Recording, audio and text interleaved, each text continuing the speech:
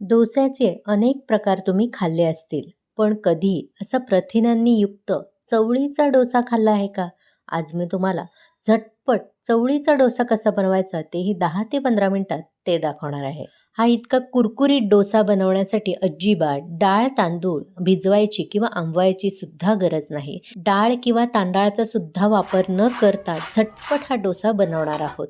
ज्यांना मधुमेह आहे अशी व्यक्ती सुद्धा हा डोसा खाऊ शकते आणि तुम्हाला वजन कमी करायचं आहे तर हा डोसा तुम्ही नक्की तुमच्या आहारामध्ये समाविष्ट करा.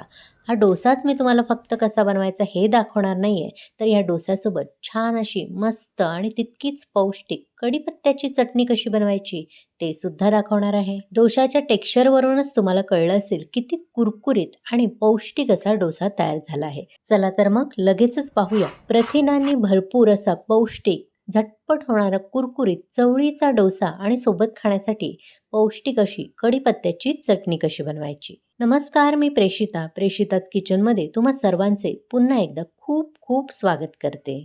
चवळीचा डोसा बनवण्यासाठी सर्वात आधी आपल्याला लागणार आहे भिजवून घेतलेली चवळी. इथे मी ही चवळी रात्रभर पाण्यामध्ये भिजवून घेतली आहे आणि त्यानंतर सकाळी त्याचं संपूर्ण पाणी काढून टाकलं आहे, निथळवून घेतलं आहे. अशी चवळी आपल्याला कोणत्याही एका कपाचा वापर करून किंवा घरातली एखादी वाटी घेऊ शकता. त्याने 1.5 कप एवढं आपल्याला भिजवून घेतलेली चवळी घ्यायची आहे. आज आपण झटपट डोसे करतोय, कुठेही डाळ तांदळाचा वापर करायचा नाही, म्हणून त्याच कपाने अर्धा कप भरून आपल्याला रवा घ्यायचा आहे. जाड बारीक कोणताही रवा तुम्ही वापरू शकता. त्यानंतर त्याच कपाने अर्धा ते पाऊण कप एवढं ताजं दही वापरायचं आहे. आता हे डोसे आणखीन चविष्ट होण्यासाठी ह्यामध्ये 2 तिखट हिरव्या मिरच्या घालणार आहे.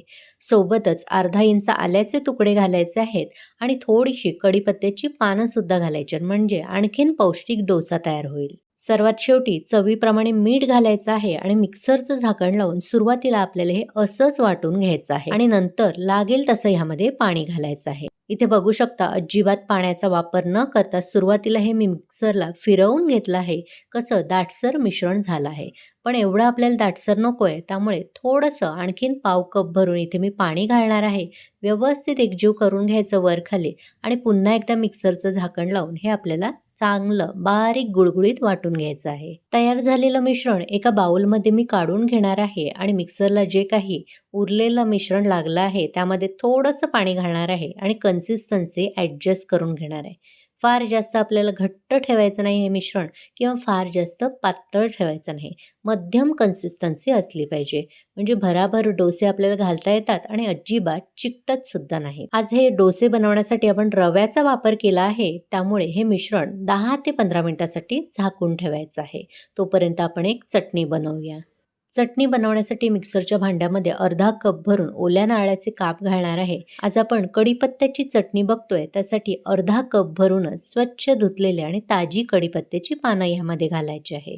त्याचबरोबर 1 ते 2 तिखटानुसार तुमच्या आवडीनुसार हिरवी मिरची तोडून घालायची आहे. अर्धा इंच आल्याचे तुकडे घालायचे आहेत आणि या चटणीला घट्टपणा येण्यासाठी 2 मोठे चमचे भरून डाळवं घालायचं आहे.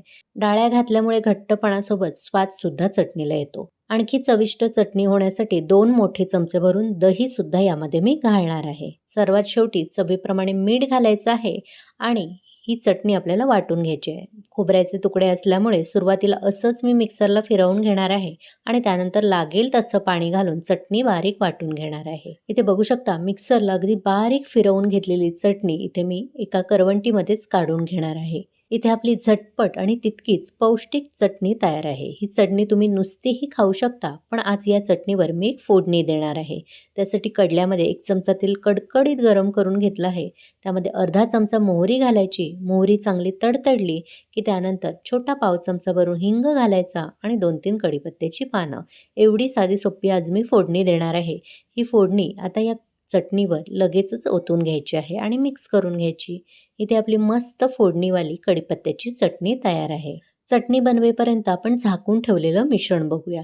पुन्हा एकदा हे मिसळून घ्यायचं. एकदा कन्सिस्टन्सी चेक करून घ्यायची. जर घट्ट वाटत असेल, रवा फुलून आला असेल जास्त, तर थोडंसं पाणी यामध्ये मिसळू शकता. अजिबात आपल्याला इनो सोड्याचा वापर करायचा नाही. तुम्हाला पाहिजे तर तुम्ही चिमूटभर घालू शकता. आता लगेचच आपण ह्याचे डोसे बनवून घेऊयात. डोसे बनवण्यासाठी डोसा तवा चांगला मोठ्या आचेवर कडकडीत गरम करून घ्यायचा. गॅसची आच आता मंद करून घ्यायची आणि तव्यावर पाणी शिंपडून एखाद्या स्वच्छ कापडाने तवा पुसून घ्यायचा. म्हणजे तव्याचं तापमान कमी करून घ्यायचं आहे. आता गॅसची आच मंदच ठेवायची. आपण तयार केलेलं डोस्याचं मिश्रण पुन्हा एकदा व्यवस्थित एकजीव करून घ्यायचा आणि 1 ते 2 पळी तव्याच्या मध्यभागी घालायचं आणि मधून सुरुवात करून हलक्या हाताने जितका मोठा आणि पातळ गोलाकार डोसा करता येईल तितका पसरवून घ्यायचा. गॅसची आच आपल्याला आता मंदच ठेवायची आहे आणि मंद आचेवर डोस्याचं वरचं जे ओलसर आवरण आहे ते कोरडं होण्याची वाट बघायची. एकदा असं आवरण कोरडं झालं की आवडीनुसार साजूक तूप, तेल किंवा बटर यावर तुम्ही सोडू शकता. इथे मी साजूक तुपाचा थोडासा वापर करणार आहे आणि सगळीकडे असं ते पसरवून घ्यायचं आहे. म्हणजे डोसा आणखीन चविष्ट आणि कुरकुरीत व्हायला मदत होते. आता गॅसची आच मंद ते मध्यम ठेवायची आहे आणि डोसा चांगला कुरकुरीत होईपर्यंत, कडा सुटेपर्यंत आणि त्याला सोनेरी रंग येईपर्यंत शेकून घ्यायचा आहे. मध्ये मध्ये असा गोलाकार तवा तुम्ही फिरवून घेऊ शकता. म्हणजे चारी बाजूने सुंदर सोनेरी रंग येईल. कडा सोडवून घ्यायच्या. इथे बघू शकता किती मस्त आणि कुरकुरीत डोसा तयार झाला आहे. टेक्स्चरवरूनच तुम्हाला समजलं असेल किती मस्त डोसा तयार झाला आहे. याचा आवाजसुद्धा मी तुम्हाला ऐकून दाखवते. आवाजावरून तुम्हाला लक्षात आलंच असेल. आता हा डोसा लगेचच मी काढून घेते. अशाच पद्धतीने आणखी एक डोसा मी तुम्हाला करून दाखवते. तवा चांगला कडकडीत गरम करून घ्यायचा. त्यावर पाणी शिंपडून तव्याचं तापमान कमी करून घ्यायचं. एखाद्या स्वच्छ कापडाने तवा पुसून घ्यायचा. आता गॅसची आच मंद करायची आणि मंद आचेवर पुन्हा एकदा मिश्रण मिक्स करून घ्यायचं आणि 1 ते 2 पळी तव्याच्या मध्यभागी मिश्रण घालायचं आणि गॅसची आच मंदच असताना डोसा भराभर जितका मोठा आणि पातळ गोलाकार करता येईल तितका पसरवून घ्यायचा. गॅसची आच मंद ते मध्यम ठेवायची आणि डोस्याचं वरचं आवरण कोरडं होण्याची वाट बघायची. एकदा आवरण कोरडं झालं की आवडीनुसार तेल, बटर किंवा साजूक तूप घालायचं आणि मंद ते मध्यम आचेवर डोसा सोनेरी रंग येईपर्यंत आणि कडा सुटेपर्यंत शेकून घ्यायचा. इथे बघू शकता दुसरा सुद्धा डोसा मी बनवून घेतला आहे. सुंदर सोनेरी रंग आला आहे. आता हा डोसा सुद्धा मी फोल्ड करून घेणार आहे. याचा सुद्धा आवाज तुम्हाला मी ऐकून दाखवते. बघू शकता हा सुद्धा डोसा किती कुरकुरीत आणि झटपट तयार झाला आहे. अशाच पद्धतीने आणखी काही डोसे मी बनवून घेणार आहे. तुम्हाला माझी आजची चवळीचा कुरकुरीत झटपट असा डोसा आणि कढीपत्त्याची चटणी बनवण्याची रेसिपी कशी वाटली? आवडली असेल तर नेहमीप्रमाणे लाईक आणि शेअर करा. प्रेषिताच किचनला सबस्क्राईब करून नोटिफिकेशनचं ऑलचं बटन दाबायला विसरू नका. जेणेकरून माझ्या अशाच सर्व रेसिपी तुम्हाला लगेचच पाहता येतील. 3ही डोसे मी इथे सर्व करून घेतले आहेत आणि सोबत खाण्यासाठी कढीपत्त्याची चटणी. अगोदर केलेले डोसे मी तुम्हाला उघडून दाखवते. बघू शकता किती छान जाळीदार आणि मस्त कुरकुरीत तयार झाले आहेत. तुम्ही सुद्धा मी सांगितलेल्या पद्धतीने हा डोसा करून बघा आणि कसा झाला ते कमेंट करून मला नक्की कळवा. चला तर मग पुन्हा भेटू अशाच मस्त स्वादिष्ट भरपूर टिप्स, अचूक प्रमाण आणि एखाद्या नवीन रेसिपीसह. धन्यवाद.